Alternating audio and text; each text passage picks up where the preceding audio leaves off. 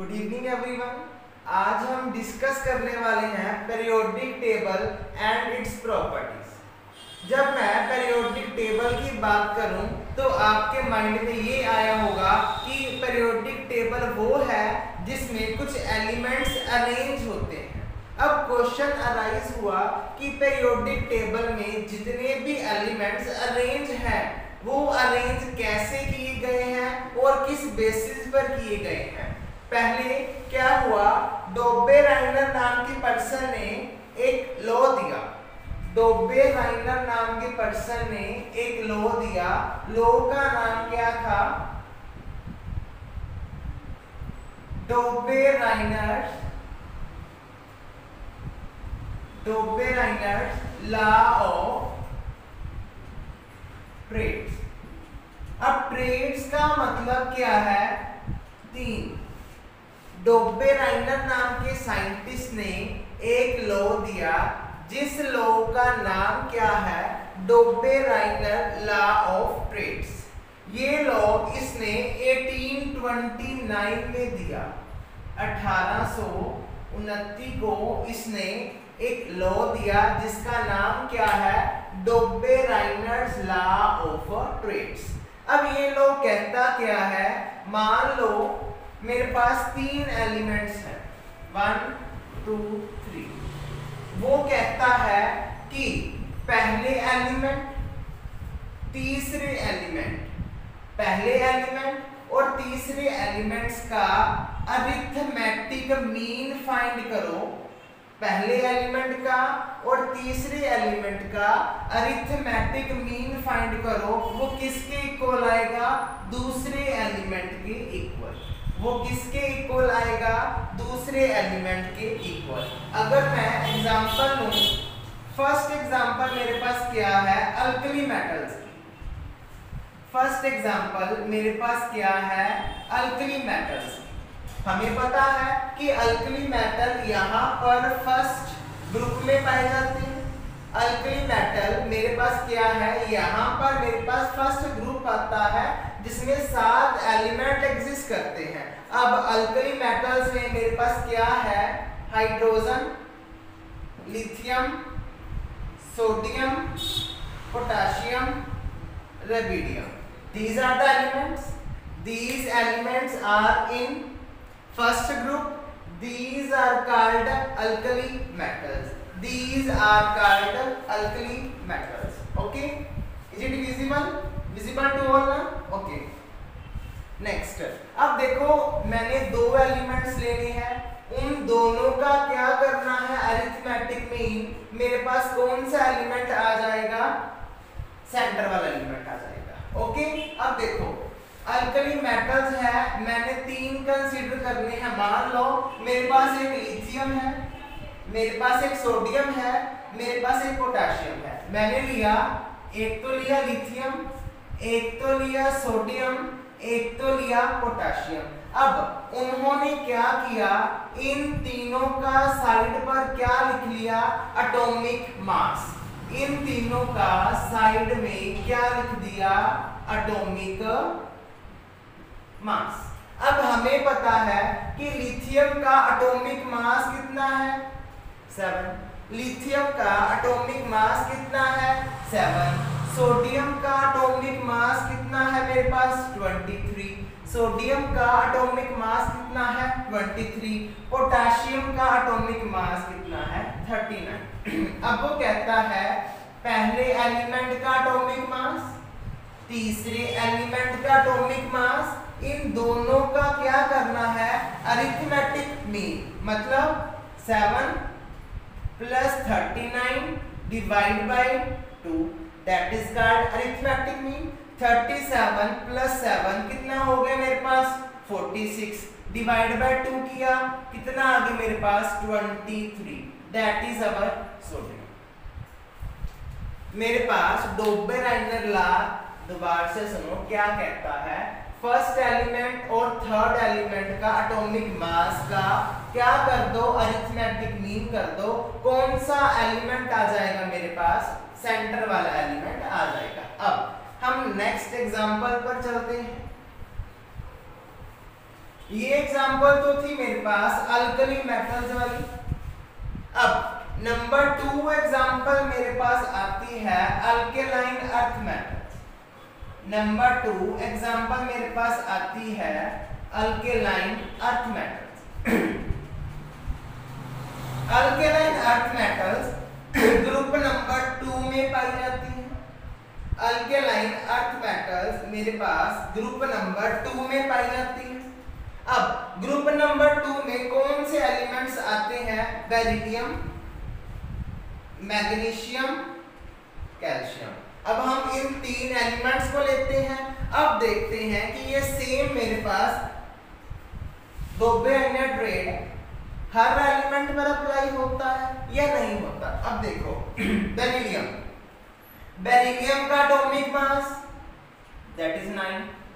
Next magnesium, magnesium का atomic mass that is 24। Next calcium, calcium का atomic mass that is 40।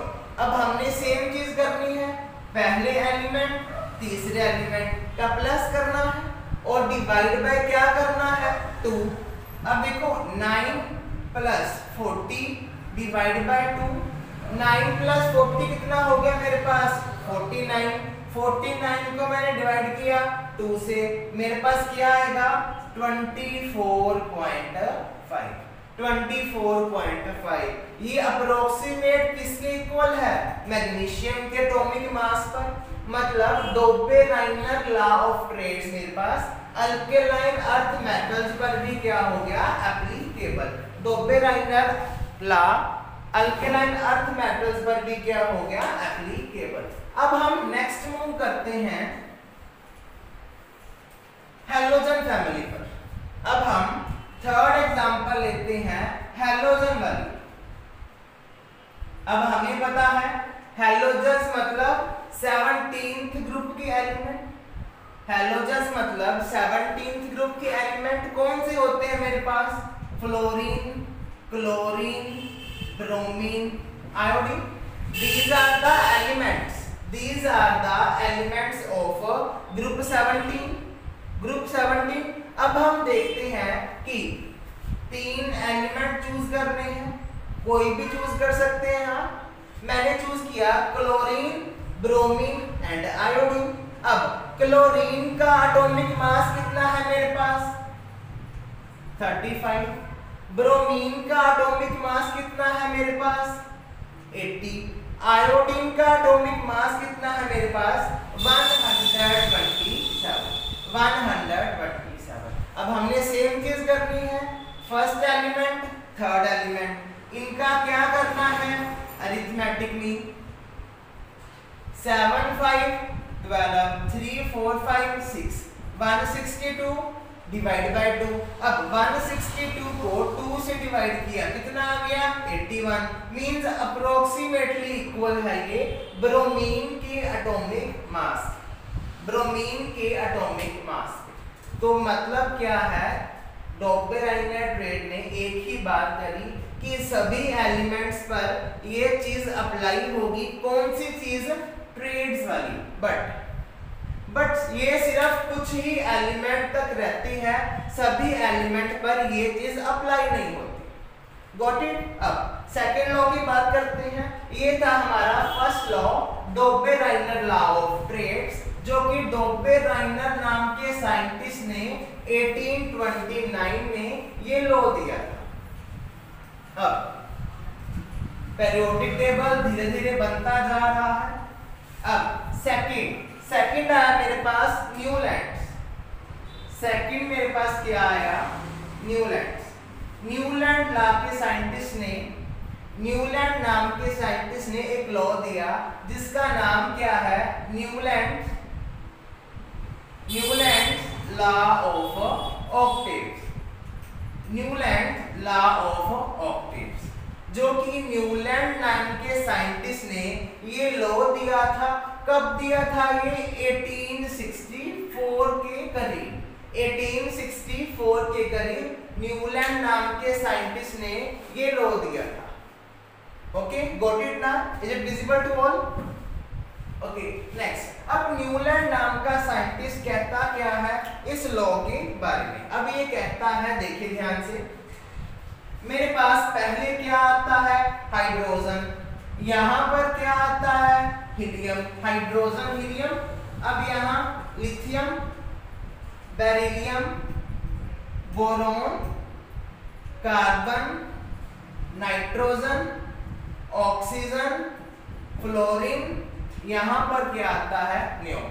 ठीक है, मेरे पास that is the arrangement of periodic table, that is the arrangement of periodic table. अब neon के बाद क्या आता है मेरे पास सोडियम, सोडियम के बाद मेरे पास क्या आता है मैग्नीशियम, नेक्स्ट क्या आता है एल्युमिनियम, नेक्स्ट क्या आता है सिलिकॉन, नेक्स्ट क्या आता है फास्फोरस, नेक्स्ट क्या आता है Fe, next chlorine, next argon. ठीक है, तो that is the periodic table. Just हम देखते हैं कि न्यूलैंड लॉ ऑफ ऑक्टेव्स कहता क्या है। अब ऑक्टेव्स का मतलब यहाँ पर क्या है 8, जैसे ट्रेड्स का मतलब मेरे पास 3 था, यहाँ न्यूलैंड का मतलब क्या है 8। ओके, यहाँ पर आता है पोटेशियम, यहाँ पर आता है calcium. That is the arrangement of periodic table.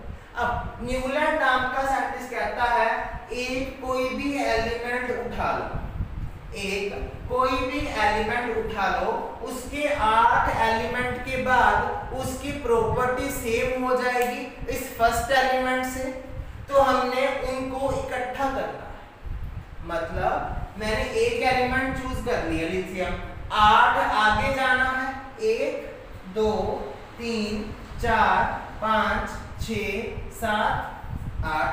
अब इन दोनों की प्रॉपर्टी क्या होगी हमेशा सेम, इन दोनों की प्रॉपर्टी क्या होगी सेम, तो इनको इकट्ठा कर दिया। मतलब जो एलिमेंट की प्रॉपर्टी सेम है उनको इकट्ठा कर दिया, जिसकी डिफरेंट है उनको अलग कर दिया। अब सेम मान लो बोरोन है, मैंने ये उठा लिया, अब 8 आगे मूव करना है, 1 2 3 4 5 6 7 8।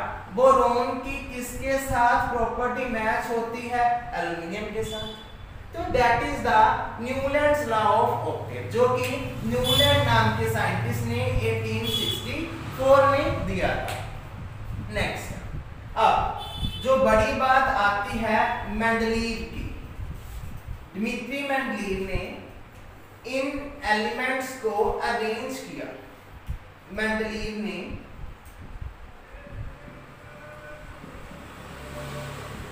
मेंडलीव पीरियोडिक टेबल, अब मेंडलीव नाम के साइंटिस्ट ने 1871 में इस पीरियोडिक टेबल की इन्वेंशन करी। उसने क्या किया, एलिमेंट्स को क्या किया, एलिमेंट्स को क्या किया अरेंज। अब अरेंज कैसे किया, अकॉर्डिंग टू इंक्रीजिंग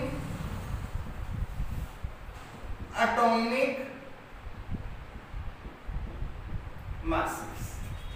मेंडलीव नाम के साइंटिस्ट ने 1871 को एलिमेंट्स अरेंज करने स्टार्ट किए। अरेंज कैसे करने स्टार्ट किए, according to increasing atomic mass, जिसका कम मास है पहले, जिसका बाद मास है बाद में, ऐसे ऐसे उसने क्या किया, एलिमेंट्स को अरेंज करना स्टार्ट किया एटॉमिक मासेस में। Got it. अब कुछ देर बाद इसकी भी लिमिटेशन आई, जैसे फर्स्ट लॉ डॉबराइनर लॉ कुछ एलिमेंट्स पर ही एप्लीकेबल हो रहा था, न्यूलैंड्स लॉ कुछ एलिमेंट्स पर ही एप्लीकेबल हो रहा था, वैसे ही मेंडलीव का लॉ सभी एलिमेंट पर एप्लीकेबल नहीं हो रहा था। क्यों नहीं हो रहा था, कुछ एलिमेंट्स का एटॉमिक मास सेम था, कुछ एलिमेंट्स का एटॉमिक मास सेम होने की वजह से ये पीरियोडिक टेबल क्या हो गया, डिस्कार्ड। ये पीरियोडिक टेबल क्या हो गया, डिस्कार्ड। अब इसके बाद इसको दूर करने के लिए मोर्सले साइंटिस्ट आया। अब इस लिमिटेशन को दूर करने के लिए मोसले नाम के साइंटिस्ट ने 1921 को उस पीरियोडिक टेबल को अरेंज किया। एटॉमिक मास ना लेकर के उसने क्या किया, एटॉमिक नंबर ले लिया। उसने क्या किया, एटम मतलब एलिमेंट का एटॉमिक नंबर ले लिया। उसने 1921 को इस सारे पीरियोडिक टेबल की इन्वेंशन करी। अब उस पीरियोडिक टेबल का नाम क्या दिया, लॉन्ग फॉर्म पीरियोडिक टेबल या फिर मॉडर्न पीरियोडिक टेबल। इसने मेरे पास लॉन्ग फॉर्म पीरियोडिक टेबल दिया या फिर ऐसा कह लो मॉडर्न पीरियोडिक टेबल दिया। अब उसके बाद उसने डिवाइडेशन कर दी ग्रुप्स और पीरियड की। देखते हैं ग्रुप्स और पीरियड्स कैसे उसने डिवाइड करे। अगर वीडियो अच्छी लग रही है तो वीडियो को साथ साथ लाइक भी करते जाएं और शेयर भी करते जाएं। अब देखिए उसने क्या किया, जो मेरे पास हॉरिजॉन्टल रो थी, ये मेरे पास हॉरिजॉन्टल रोज थी, उसको क्या नाम दे दिया उसने, पीरियड्स। जो वर्टिकल कॉलम थे उसको उसने क्या नाम दे दिया, ग्रुप्स। टोटल पीरियोडिक टेबल में 18 ग्रुप्स हैं और कितने पीरियड्स हैं, 7। अब यहां से मान लो मैंने रफ डायग्राम आपको शो कर रहा हूं। First and there is from second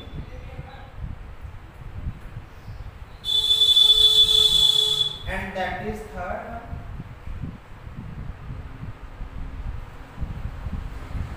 fine, and next is fourth one.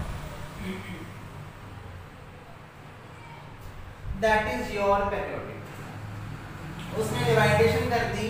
यहाँ पर ग्रुप नंबर 1 है, यहाँ पर ग्रुप नंबर 2 है, नेक्स्ट मेरे पास ग्रुप 3 है, 4 5 6 अप टू 12 है।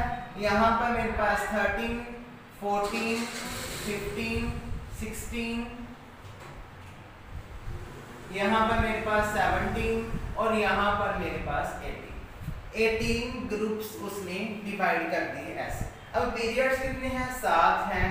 फर्स्ट यहाँ पर, second, third, fourth, fifth, sixth और 7 ग्रुप्स। तो ये है हमारा पीरियोडिक टेबल। अब उसने डिवाइडेशन कर दी, यहाँ पर एलिमेंट्स रख दिए एस ब्लॉक के, यहाँ पर एलिमेंट्स रख दिए उसने पी ब्लॉक के, यहाँ पर एलिमेंट्स रख दिए उसने डी ब्लॉक के, अब यहाँ पर एलिमेंट्स रख दिए उसने एफ ब्लॉक एलिमेंट्स। मोसले ने 1921 को इन एलिमेंट्स को अरेंज किया in this way. First of all, in the first 2 groups there is S block. From group 3 to 12 there is D block.